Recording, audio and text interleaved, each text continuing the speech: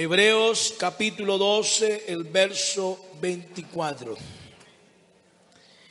Dice la palabra: a Jesús, el mediador del nuevo pacto, y a la sangre rociada que habla mejor que la de Abel.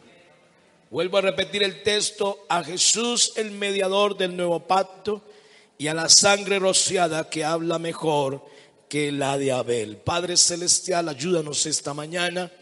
Indícanos, Señor, tú redarguyes, tú corriges, tú perfeccionas, porque ese es el oficio de tu palabra.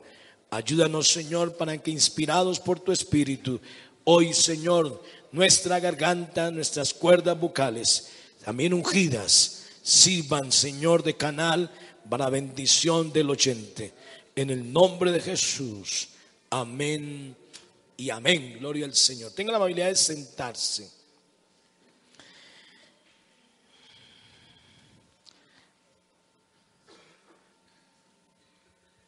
Hay un texto en la Biblia. Yo quiero hablar, podría decir, beneficios del sacrificio, o la aplicación de lo que se ofrendó en el Calvario. Yo quiero hablar hoy del tártaro. Quiero hablar de lo que dice la Escritura, de lo que se dio, se pudo visualizar en un lugar llamado Gólgota en hebreo, o el monte la calavera. Y toda esa transición desde el pretorio hasta el lugar del sacrificio. Porque pareciera que no le diéramos el valor que tiene la sangre. Hay coros y himnos que saltan la labor, la obra del Calvario, y deberíamos de prestarle atención, porque como que nos falta ser más románticos, nos falta ser un poco más inspirados para ver lo que pasó, o lo que pasó con nosotros. Pablo dice esta frase en el capítulo 2 de Efesios, dice: pero ahora en Cristo Jesús. O sea, nos ubica en un lugar específico, en Cristo Jesús. A vosotros que antes estabais lejos, así dice el escritor, Dios os ha acercado. Y hay que entender cómo se hizo este movimiento, este desplazamiento. Dios os ha acercado mediante la sangre de Cristo. O sea que el apóstol está diciendo: la sangre es algo que operó en actividad para acercar al que estaba lejos, y nos ubicó en Cristo Jesús. O sea que la sangre es importante.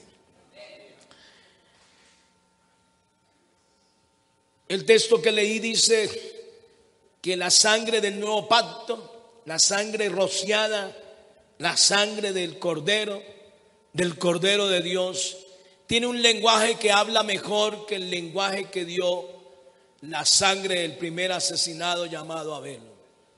Porque el primer asesinado, cuando murió, lo que clamaba esa sangre era venganza.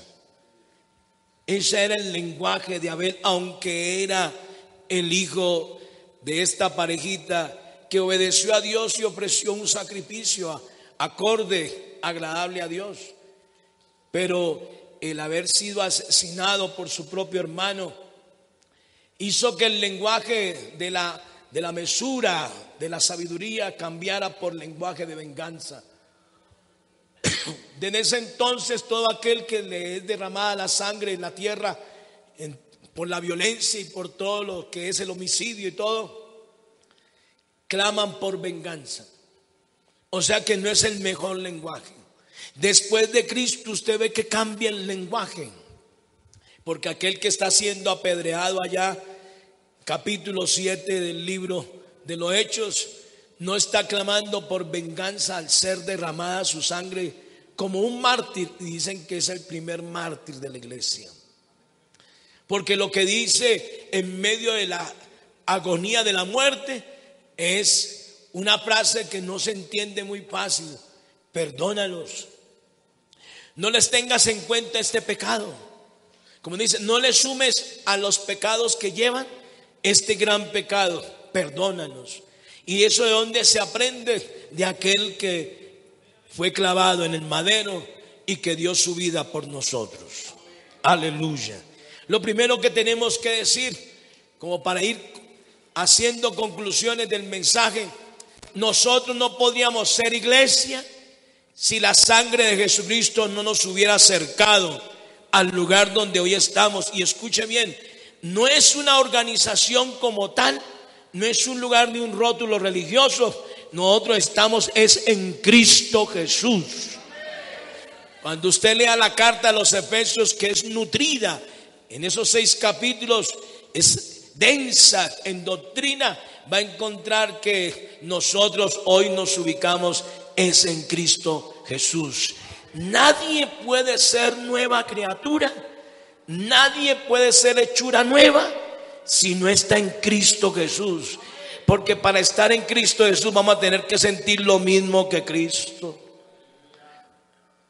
Y permítame decirle esto: en Cristo Jesús los enemigos dejan de ser enemigos. Oiga, tremendo eso, Señor. Oye, se me acabó de decir, esa no está, no, aquí tengo el mensaje escrito. Pues el bosquejo. Si usted ha sido lavado en la sangre, usted no puede odiar a nadie. Y dígame, porque si no, no hay cielo. El cielo se abre para aquel que sabe amar al enemigo.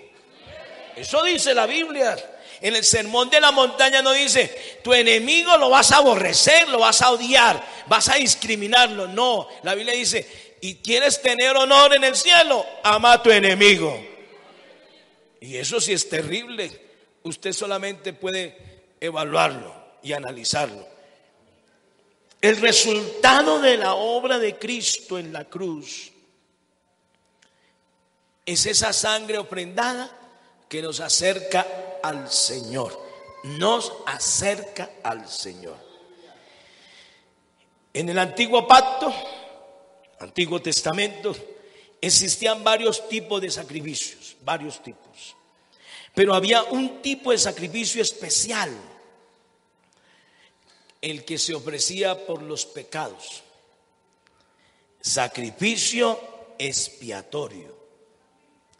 Lo primero que tiene que recibir o aceptar el que llega a la iglesia, el que llega al Señor, es que es pecador. Nadie podrá ser salvo si no acepta o reconoce que es pecador. A veces hoy variamos el mensaje y a veces le ponemos matices de bonito y tal, y que porque Julana. Nosotros somos muy raros los evangélicos, ¿sabe? Sabiendo la verdad, a algunos se la maquillamos para no perderlo de amigos. Entonces le decimos: tranquilo, acérquese, allá reina el amor. La Biblia no dice así. Si usted quiere predicar eso, pues seguramente está como la propaganda en el lugar equivocado.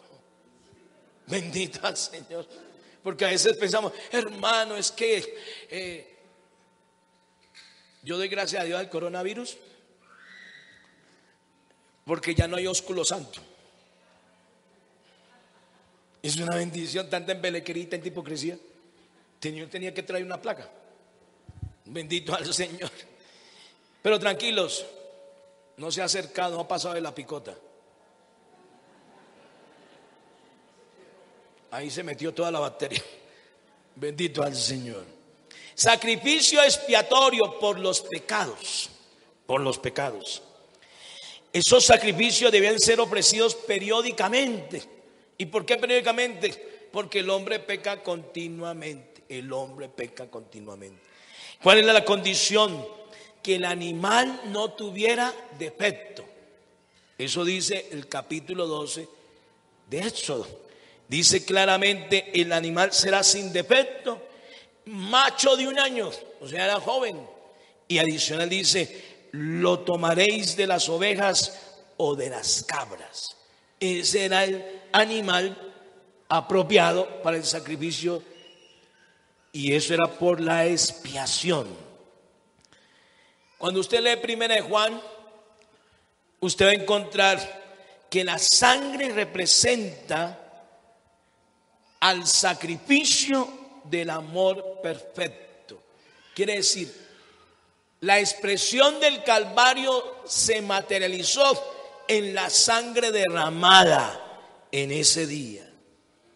Alguien preguntará, ¿y cómo fue sacrificado el Señor?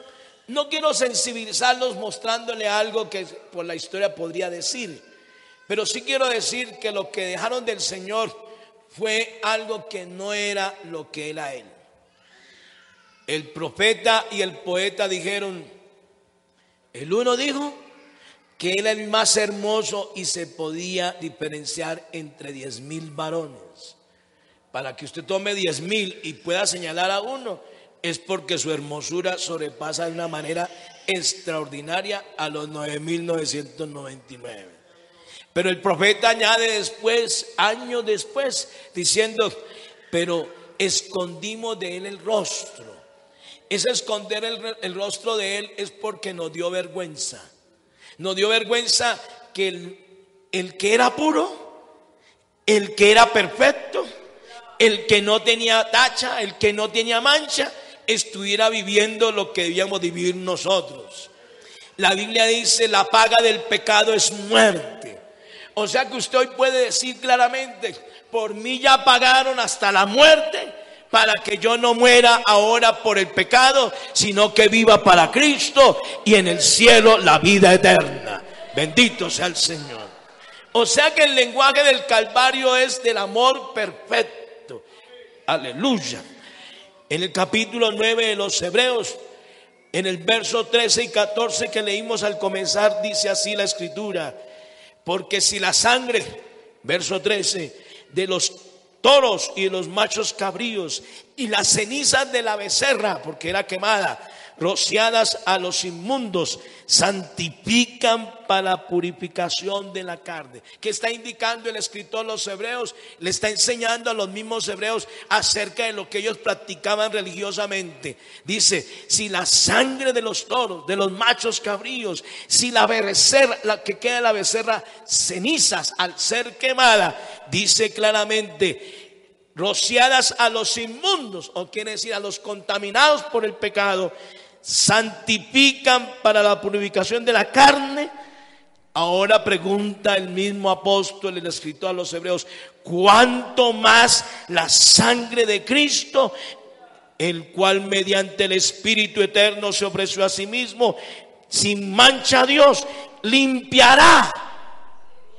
Si la del macho cabrío rociada y echada como cenizas santificaba y era un animal que se encontraba sin defecto, no me está diciendo perfecto, sino sin defecto, para que entienda. Ahora un cordero que no solamente es sin defecto, sino que el cordero de Dios es perfecto, gloria al Señor.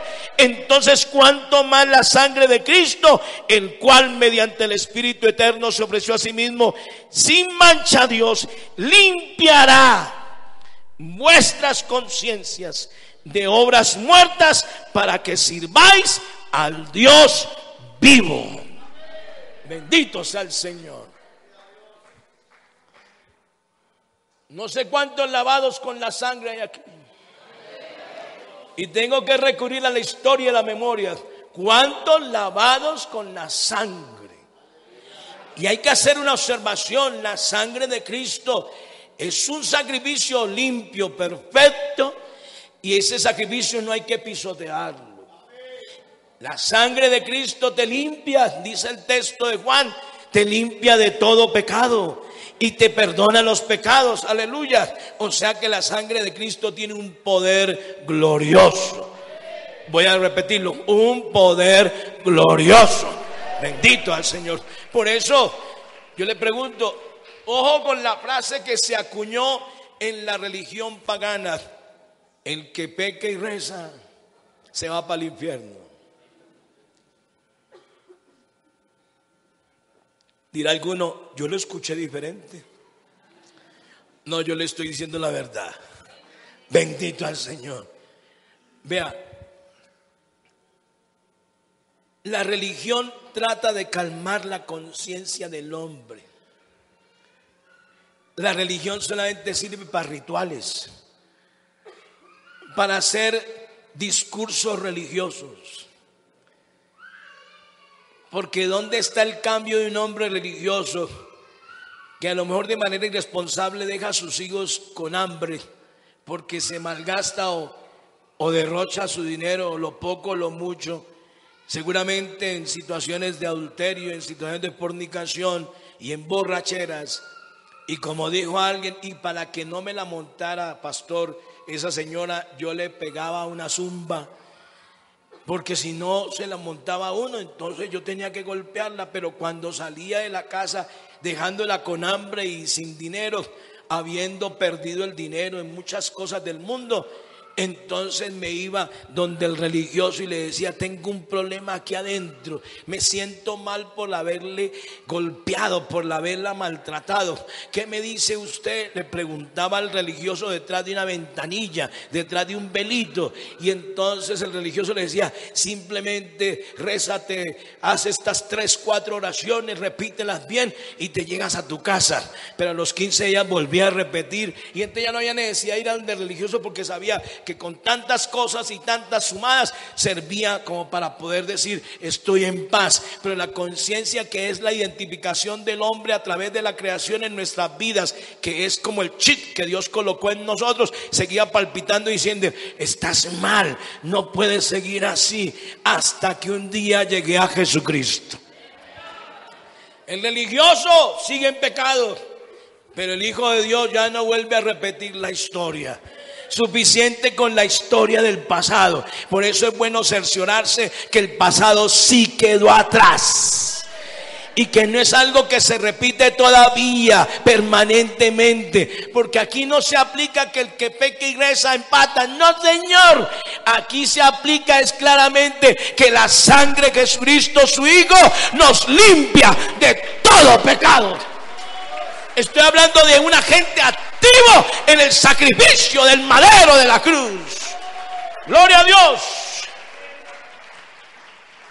O sea que la sangre de Cristo nos limpia. Vuelvo a decir, la sangre de Cristo nos limpia. La pregunta sería esta mañana: ¿cuántos necesitarán en esta mañana ser limpiados por Dios?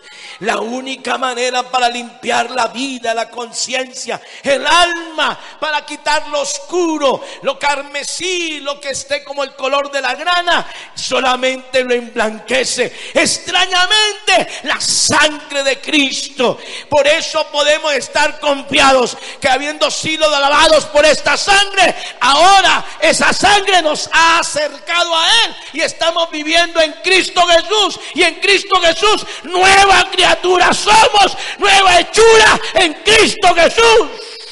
El hombre es nuevo. Entienda algo: el vehículo de transporte para ubicarse en Cristo es la sangre. Y se lo voy a mostrar por la Biblia. El sacrificio de Jesús no solo nos libra del castigo por causa de nuestro pecado, sino que también limpia nuestra conciencia, de tal manera que podemos servir a Dios. Lo segundo, la sangre de Cristo. Recuerda el texto de Romanos 6:23: la paga del pecado es la muerte. ¿Qué dice el capítulo 2 empezando? Yo le leí parte del capítulo 2 en el verso 13, cuando dice que mediante la sangre de Cristo nos acercaron a Cristo Jesús. Esa es la razón. Pero versos anteriores dice: estábamos muertos en nuestros delitos y pecados. Nadie podría ofrecerse excepto un cordero perfecto. Estoy hablando de Cristo, provisto en esta oportunidad no por el hombre, porque siempre la ofrenda la llevaba un hombre. Ahora el que ofreció la ofrenda fue el Padre eterno, el Dios de los cielos. Aleluya. Ofreció que, como dice el texto que no podemos desconocer, de tal manera amó Dios al mundo que ha dado a su Hijo unigénito, para que todo aquel que en él crea no se pierda, mas tenga vida eterna. La vida eterna, ¿dónde está? En el sacrificio del Cordero, en el sacrificio del Hijo de Dios. Nadie podía ofrecerse, pero Jesús derramó su sangre en la cruz. Lo hemos escuchado muchas veces. Yo he escuchado predicadores que dicen hasta la última gota. Yo también creo que sí, hasta la última gota. Pero en su sangre fuimos declarados inocentes. Vuelvo a decir esto. En su sangre fuimos declarados inocentes, como si no hubiéramos pecado. Este es el milagro del Calvario. Aquí no es acercarse con dolor y con cara de santurrón al Calvario. Aquí no sirve esa apariencia de religioso. Aquí lo que sirve es que la sangre de Cristo me limpió la conciencia. Y esa sangre derramada en el Calvario, en ese madero, efectuó una obra de perdón. Y esta obra de perdón me justificó, y en su sangre yo fui declarado inocente. El más cargado del pecado, en la sangre del Cordero fue hallado ¿qué? Inocente.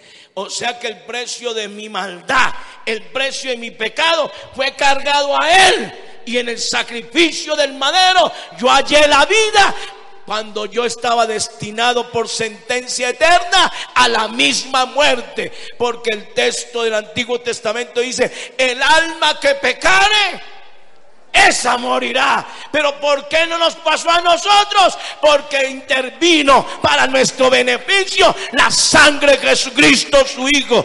Por eso hay que dar gloria a aquel que hizo tal sacrificio tan valioso y permanente. Porque en Israel se repetían los sacrificios de expiación, pero después de Cristo, sacrificio suficiente para poder salvar al hombre. ¿Cuántos dicen gloria a Dios? Aleluya. El verso 22 del capítulo 9 de allá de Hebreos dice claramente: y casi todo es purificado, aleluya, según la ley, con sangre. ¿Está entendiendo? Con sangre es que purificado. Vea, estudiando encontré algo que yo no había predicado antes, y en estos días se lo predicaré. Algo pasó cuando los hebreos entraron a tierra prometida. Para que lo lean esta semana. Algo pasó. Se encontraron con ciertas cosas. El Señor le dijo: vea, van a recoger frutos de árboles que ustedes no sembraron. O sea que ustedes se van a beneficiar de algo que ustedes no trabajaron. Y van a vivir en casas que ustedes no edificaron. Pero resulta que habían casas, para que lo estudie, ahí hay tareita, que habían sido testigos dentro de sus cuatro paredes de mucho pecado. Entre ese pecado está la adivinación, la hechicería, la adivinación, bueno, toda esa cantidad de encantamientos. Por si de pronto usted en alguna oportunidad se dio por bañarse con agua sucia, perdone que le diga, tengo que decirle la verdad. Bendito al Señor. Como alguien que me dijo un día: hermano, para los riñones lo mejor es la orinoterapia. Y yo dije: ¿cómo será la terapia de la orina? Es que usted la toma. Ay no, yo sigo tomando agua pura. Bendito al Señor, porque para agrandar el mal aliento, tranquilos que es un vainazo para santidad. Gloria a Dios. Pero debido a tantos pecados del hombre, hay pecados que agrandan la culpa. Y entonces le hago como un vestigio rápido. Algunas casas en Israel, cuando Israel tomó Jericó y se tomó todo la tierra, se iban a encontrar con casas como había pecado, tanto pecado, que necesitaban sacrificar el cordero. ¿Y sabe cuál era la razón? Que en las casas aparecieran manchas como lamosas, y le llamaban esas casas que se llenaban de lepra. Yo nunca había escuchado casas leprosas. para que lo busquen en la Biblia. Y entonces necesitaban el cordero y necesitaban el sacrificio. Y entonces necesitaba entrar el sacerdote y purificar la casa para que viviera la familia nueva que de los hebreos. Y si persistía la lepra, las manchas en las paredes, la orden era: destrúyanla, túmbenla y hagan una nueva. Alguien me dijo en estos días: hermano, usted perdona que yo a veces soy como medio atravesado, pero cuando dice como que me quieren meter otra cosa, yo como que salgo con lo que dice la Biblia. Alguien me dijo: hermano, ¿usted ama el planeta? Yo sí lo amo. Entonces no use bolsa plástica. Y a mí se me salió a decirle, salió el predicador: no, la única forma de amar el planeta es dejando de pecar. No dijeron amén porque no lo han leído, pero entonces lo dejo ahí en el tintero para que usted lo lea. Cuando el hombre pecó, imagínese, solo el pecado de comerse un fruto que indicaba desobediencia, el pecado de Adán y Eva afectó la misma naturaleza. No te quedas con el pecado tú y tu consecuencia, no afectas todo lo que está en derredor. ¿Y qué dice? Que después que pecó el hombre, ¿qué apareció en la naturaleza? Cardos y espinos. Antes del pecado no estaban, después del pecado aparecieron. Significa que después de que el hombre peca, hay cosas que tendrán que aparecer. Pero hay una palabra que me dice: ¿quieres limpiar la vida? ¿Quieres limpiar el alma? ¿Quieres limpiar tu casa? La única manera de limpiar la casa, la vida, el corazón, es que esa sangre rociada desde el Calvario salpique tu vida, salpique tu casa, salpique tu hogar, salpique tu familia. Necesitamos limpieza. Gloria a Dios.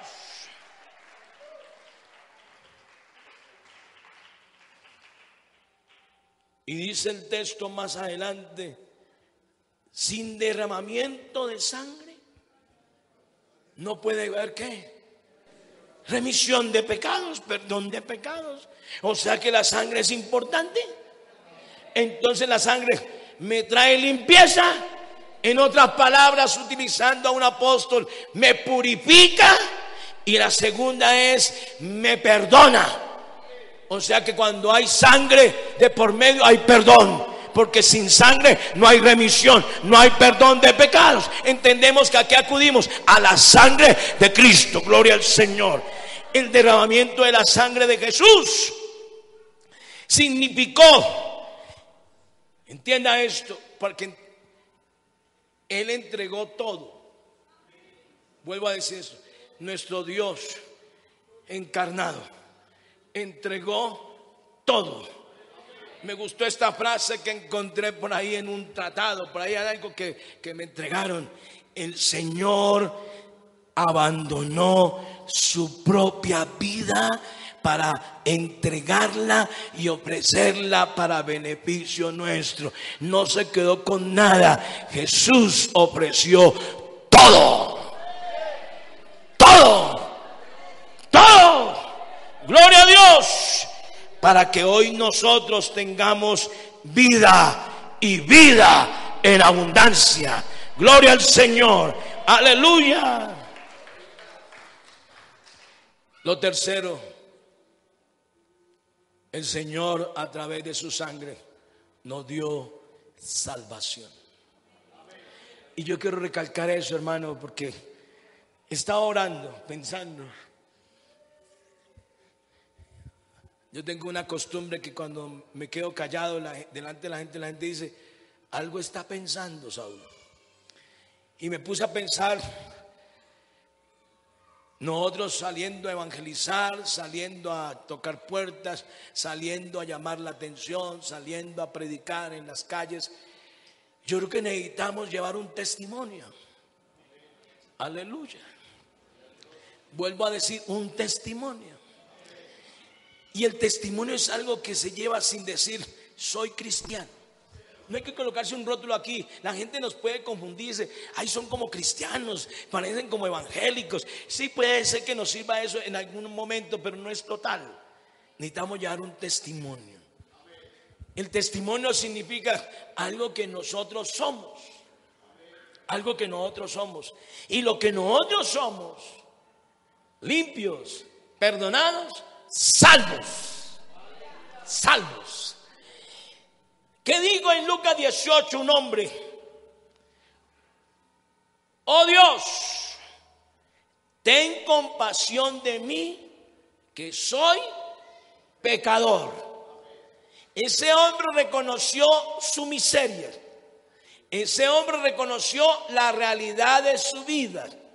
Cuando el evangelio es predicado, lo que hace es desnudar el alma.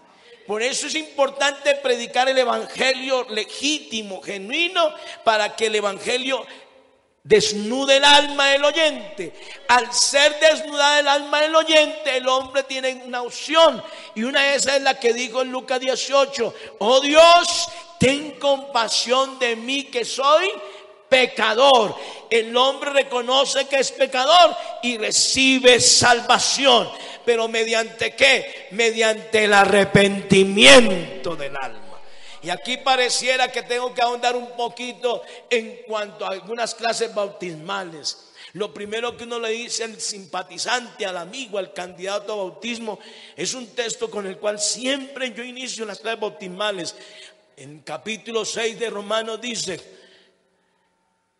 ¿vas a seguir pecando para que la gracia abunde?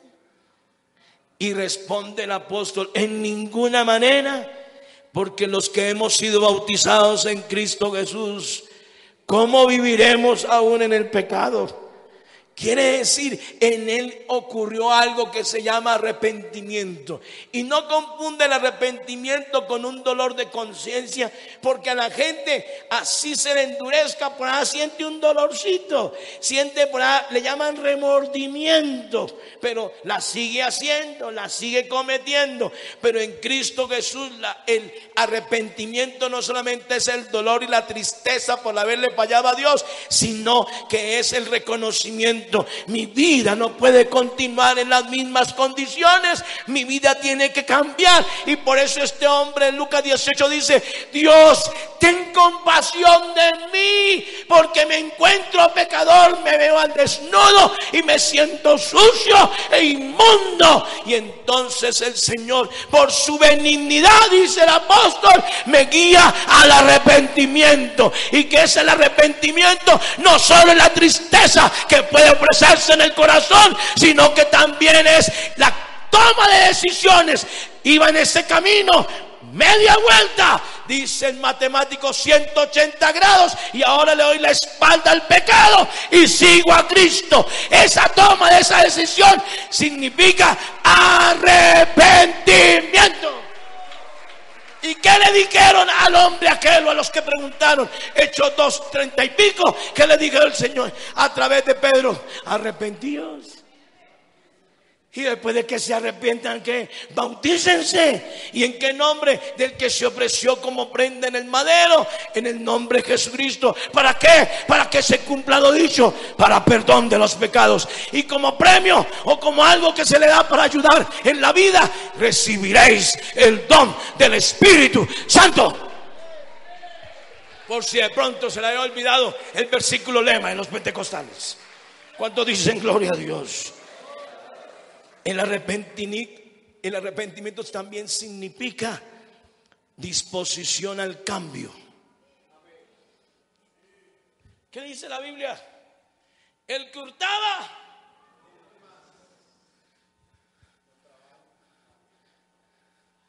hace unos días fue un chiste para ahí. Los chistes de pastores son feos, malos, ¿sí no? Dice: eso no hacen reír a nadie. La gente ríe porque, ay, el pastor, ayudémosle. Y en estos días, sí, y en estos días por ahí, entre los directivos hay uno que el apellido es Hurtado, y nos referenció una doctora de apellido Ladrón, y un presbítero le dijo: tal pa' cual, ladrón busca hurtado. Un chiste bobo, ¿sí o no? Pero nos reímos porque digo: con razón, Bendito al Señor. Pero la Biblia dice: el que hurtaba, no hurte más. ¿Qué es lo que tiene que hacer? Trabaje. Aleluya. O sea, vamos a decirlo, el que fornicaba, el que adulteraba. Vamos a colocarlo en ese orden. ¿Tiene que haber un cambio? Sí, tiene que haber un cambio. El cambio no es religioso de atuendo, porque ese era el problema de los fariseos. Los fariseos tenían el problema de la hipocresía. Y entonces el Señor, ¿qué le dijo? Sepulcros blanqueados, hipócritas. Por fuera están hermosos, pero por dentro están llenos de podredumbre. Lo que hace Jesucristo no es tapar la podredumbre. Lo que hace Jesucristo es sacar la podredumbre, limpiar adentro y limpia afuera. Porque el cambio viene de adentro hacia afuera. Y eso se llama arrepentimiento. Estoy hablando del tercer punto, que es salvo. Las culpas son diferentes. A veces la gente cree que cuando siento culpa es porque me estoy arrepintiendo. No, todo ser humano siente culpa. La cometió, la hizo. Eso produce un sentimiento raro. ¿No ha preguntado un mal hijo cuando es grosero con su papá y su mamá? Se siente culpable. Ay, todos mis hermanos son buena gente, yo soy la oveja negra, etc. Pero sigue siendo la oveja negra porque solamente siente que culpa. Aquí hay que sentir arrepentimiento. Gloria a Dios. El hombre arrepentido disfrutará de misericordia, disfrutará de la gracia y disfrutará del perdón. ¿Y quién ofrece estas tres cosas? El Señor Jesucristo. ¿Qué dice Romanos 8:32? El que no escatimó para salvarnos, ni a su propio Hijo, sino que lo entregó por todos nosotros, ¿cómo no nos dará también con él qué? A ver, repítalo conmigo. Oiga, la gente a veces no entiende lo que es salvación. A veces la gente cree que la salvación solamente es cantar, cerrar los ojos y orar. No, aquí está diciendo claramente: el que es salvo le abre todo un espectro de bendiciones. Si nosotros somos beneficiados por el sacrificio de aquel que no escatimó a su propio Hijo, ¿qué dice el texto? Y lo entregó por todos nosotros. Pregunta: ¿cómo no nos dará también con él, con el sacrificado, todas las cosas? Se lo explico rápidamente porque tengo que llegar a la aplicación. El Hijo, al entregarse por nosotros, nos hizo coherederos. ¿Ha escuchado esa palabra? Coherederos ¿de qué? De la gracia, de la riqueza del cielo. La entrega fue total porque el que era rico se hizo pobre y en su pobreza nos enriqueció a nosotros. O sea que la herencia eterna le pertenece a esta iglesia. ¿Sabe por qué? Mediante la sangre de Jesucristo que nos acercó a Él, y estamos en Cristo Jesús gozando de herencia. Usted va a leer el capítulo 9 en su casa y el capítulo 12. Pero yo quiero en esta hora dar una aplicación. Lo extraordinario de la sangre. Hay un nombre en la Biblia que aparece cuando el Señor iba cargando su cruz. Según entiendo por la narración, Jesucristo, debilitado en su carne, sintió el cansancio y la debilidad porque la sangre la había derramado. Iba derramando sangre, llevaba manchada ese madero llamado cruz, manchado de sangre de él. Y al caer, me dice la escritura, usted lo puede encontrar en el final de los evangelios, solo 3 evangelios mencionan a ese señor. Y entonces dice que cuando el Señor debilitado cayó, hay uno que transita por ahí como desprovisto. No es que esté siguiendo al Señor, sino que parece que la curiosidad algo le llamó, porque ese hombre era extranjero, ese hombre no era hebreo, posiblemente tenía la religión hebrea como prosélito siendo extranjero. Ese hombre le decían Simón de Cirene. Y investigando, Cirene está en Libia, el país de Libia hoy. Cirene es africano. Ese hombre, Simón, era africano, para que entienda. El extranjero, desprovisto, despistado puede ser. De repente se halló en la escena el Señor cayendo. Y entonces los soldados dijeron, el que estaba al mando dijo: ayúdale, carga esa cruz, cárgala, para que lleguemos rápido. Y el Señor, yo me imagino al Señor mirándolo. El extranjero, ¿qué significa nosotros? Porque nosotros no éramos hebreos, pero a los suyos vino, los suyos no le recibieron, mas a todos los que le recibieron les dio potestad. ¿De qué? En virtud de que si éramos extranjeros, si éramos advenedizos, si éramos contrarios, si no pertenecíamos a la raza, no teníamos derecho al sacrificio. Pero ahora me dice la escritura, a los suyos vino, los suyos no lo recibieron, mas a todos los que le recibieron. Y lo primero que recibe este pueblo, anótelo bien, es la cruz. Porque el que me sigue, niéguese a sí mismo, tome su cruz cada día y sígame. Aleluya, aleluya.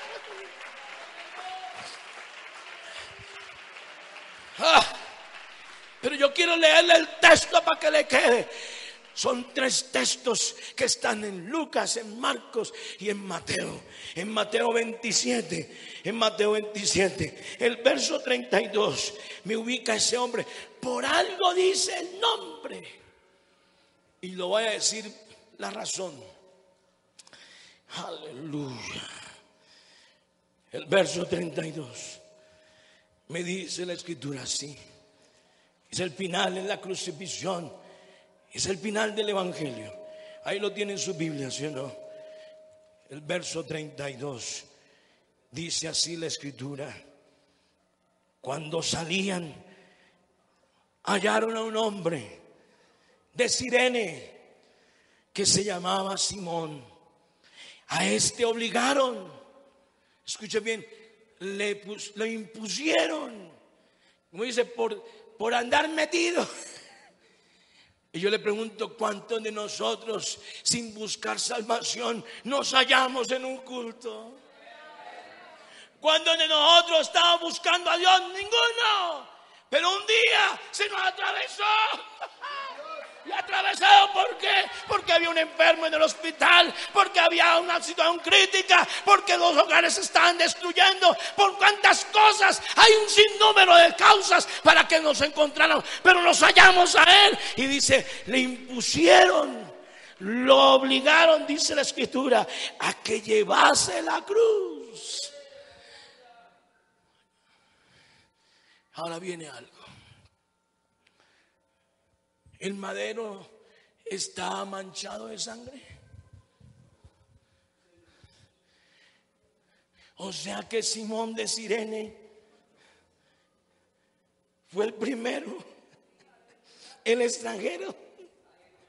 Yo quiero que entiendan la alegoría. El primero manchó su espalda. Ella seguro por cargarlo en su hombro, el madero, manchó su rostro. Al lado de él va el Señor. La cruz es el yugo. La cruz es el testimonio. La cruz es el aborrecimiento de todos. La cruz, entienda, es el menosprecio porque eres evangélico. La cruz es por lo que te odian, pero ahí estás manchado de sangre. Yo daría un consejo en este día: no te limpies, no te limpies. quédate así.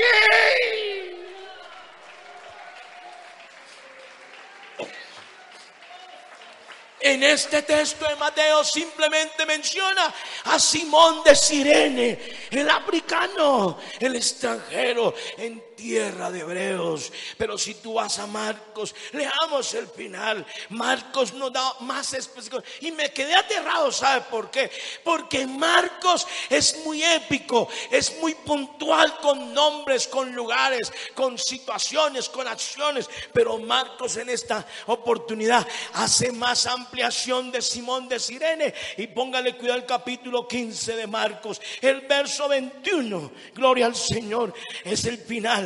Está a punto de terminar Marcos su relato y dice el verso 21 así, para que lo lea. Y obligaron a uno. ¿Qué pasaba? Hay uno que va por el camino, ese no va siguiendo, va pasando. ¿Cuántos de nosotros pasamos? Pasamos, aún los nacidos en el evangelio, en esta iglesia, aún los que fuimos presentados en la iglesia, pasamos por escuela dominical, pasamos porque era costumbre. Ese que pasaba, dice, lo obligaron, Simón de Cirene. Y me dice algo, padre de Alejandro y de Rufo. Cuando usted lea algo en la Biblia, préstele atención, que no lo menciona gratuitamente. Padre Alejandro y de Rufo, que venía del campo a que le llevase ¿qué? La cruz. Vamos rápidamente a Lucas, el final, capítulo 23 también. Estamos hablando de la crucifixión. Estamos hablando de eso que tanto habla la gente en abril o en marzo, que le llaman Semana Mayor.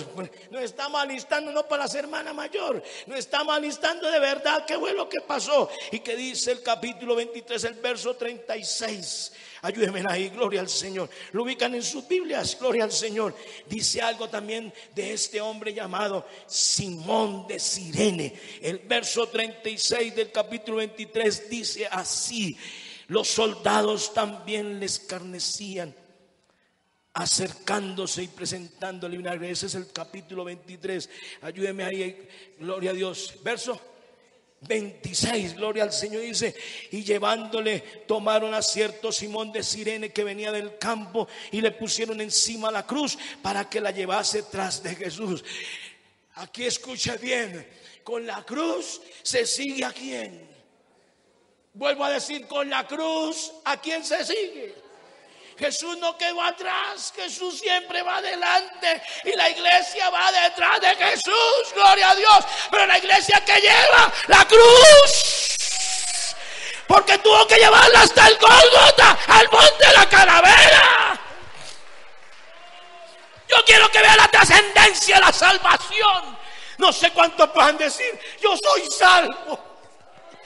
A mí me perdonaron, me limpiaron, me purificaron, me salvaron.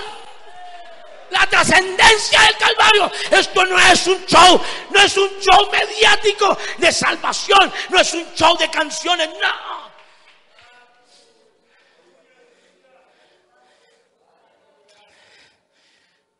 Pero Marcos dice: ¿de quién era papá Simón de Cirene?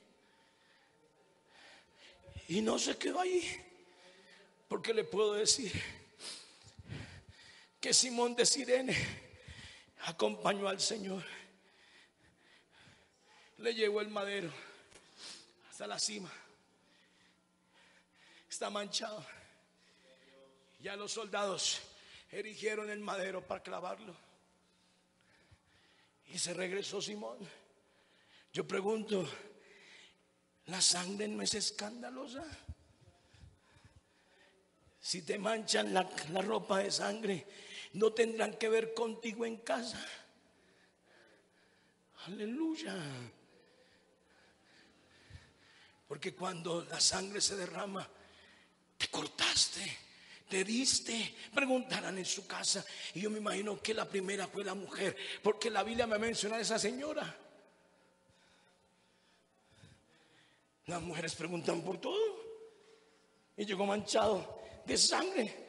Y Simón, ¿qué te ocurrió? Extraño. Yo le pregunto, ¿No fue algo impactante? Ayúdeme con esa melodía. Impactante. Es que no era llevar solamente el madero, llevaba una mancha encima. Pero dígame, todo el espectáculo. Él iba siguiendo al Señor y había gente que escupía. Perdóneme que le diga esta frase. Le escupían los esputos de la incredulidad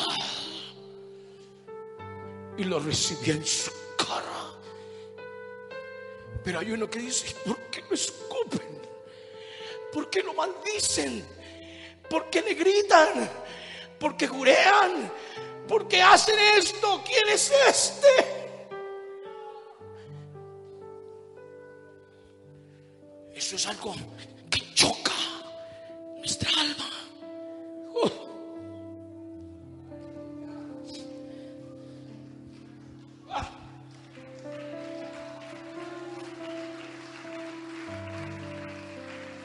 ¿Quién es este que recibe todas esas maldiciones?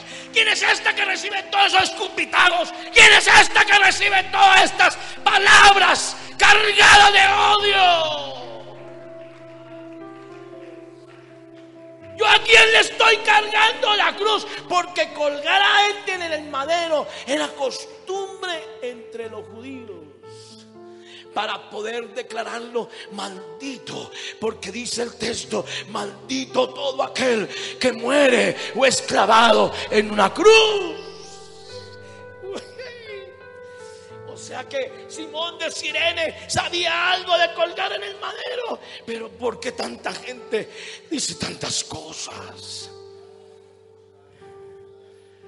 Seguramente su mujer preguntó y tuvo que decir: oye, hay un espectáculo en Jerusalén, saliendo de la ciudad hacia el monte La Calavera,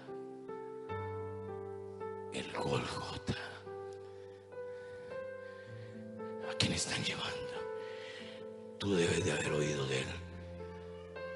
Le dicen Jesús de Nazaret. Y esa es la sangre de él.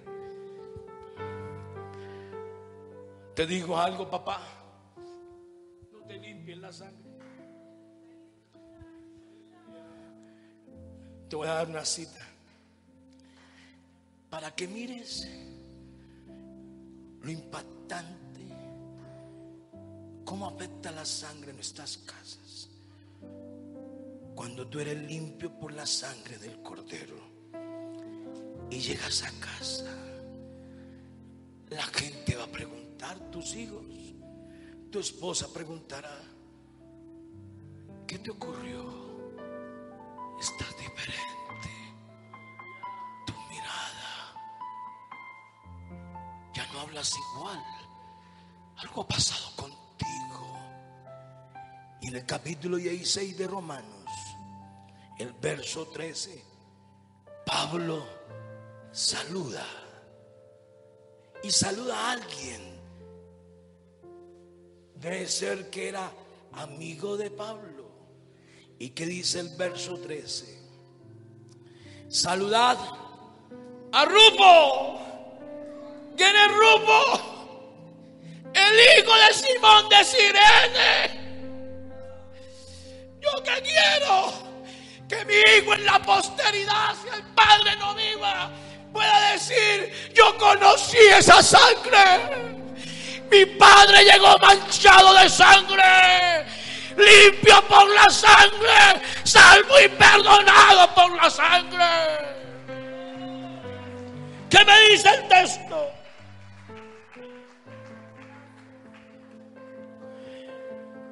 Saludan a Rufo. Entonces Rufo se salvó. Rufo se salvó.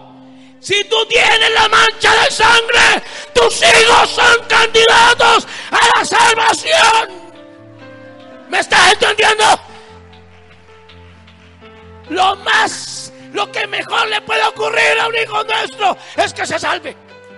Se va a salvar. Pero no te limpies la sangre. Ay, pero que llevar esa marca encima. Eso no es el perfume. Lleva la marca. ¿Y qué me dice más? Saludar a Rufo, escogido en el Señor. Y le dije que la mamá, la esposa de Simón, también me la menciona la Biblia, ¿sí o no? Y que dice, y a su madre y mía.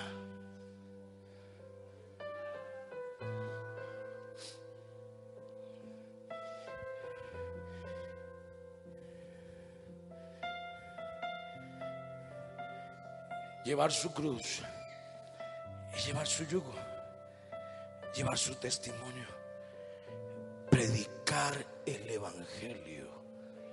Eso es llevar la cruz. La cruz no es un matrimonio. La cruz no es un familiar pesado. La cruz no es unos hijos malos. La cruz no es una situación que te encuentra en la vida. No, llevar la cruz es llevar el testimonio. Llevar la cruz es llevar la sangre. Llevar la cruz es llevar el mensaje. Llevar la cruz es hablar del sacrificio. Llevar la cruz es hablar del Calvario. Llevar la cruz es hablar del que murió en el Calvario, de la ofrenda en el Calvario.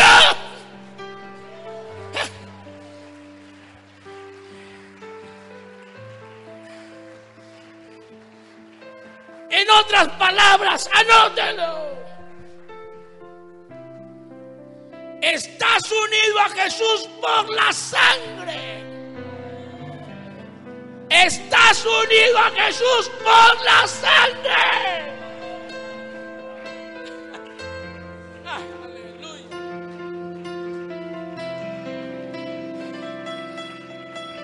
El último datico, permítame estos minuticos ahí, poquito. Investiguen más de Simón de Cirene. Pero hay un hombre que daba órdenes a una centena de soldados. Y lo pusieron ese día. Después de que llegó Simón de Cirene y descolgó el madero manchado. Uno que ayudó a arraigarlo en el suelo, a que eso estuviera. Uno que dio las órdenes para que clávenlo en los pies, clávenlo en las muñecas. Y también ordenó que clavaran a otros dos que eran ladrones. Y se quedó como el que manda a una centena de soldados.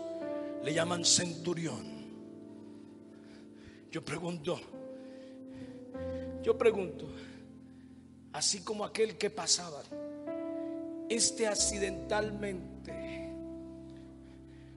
yo creo que lo salpicó gotas de sangre. Él tiene que estar erguido, porque su milicia, su orden militar y todo, le enseña a guardar el cuidado y la compostura. Está custodiando al preso más peligroso. Está custodiando al que lo confundieron con un vil ladrón. Está custodiando al que lo señalaron también de miserable y asesino.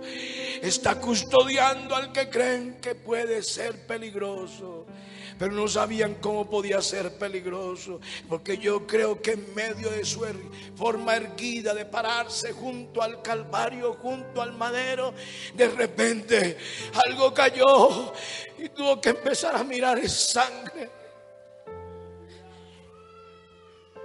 Él fue el que oyó esta frase: consumado es.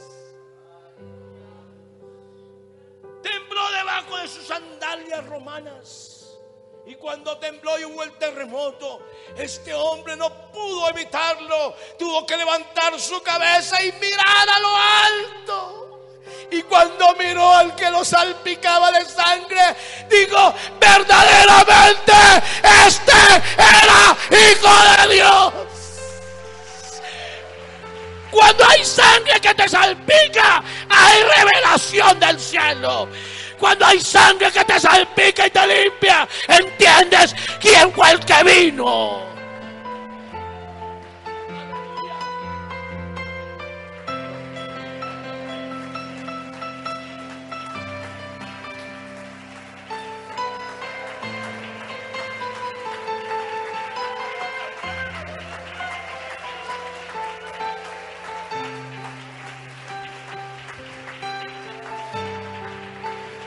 En esta hora,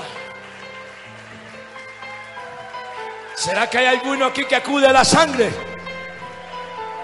Porque hay que decirlo, la sangre de Jesucristo su Hijo nos limpia de todo pecado. Habrá un amigo, hermano, visitante que esta hora diga: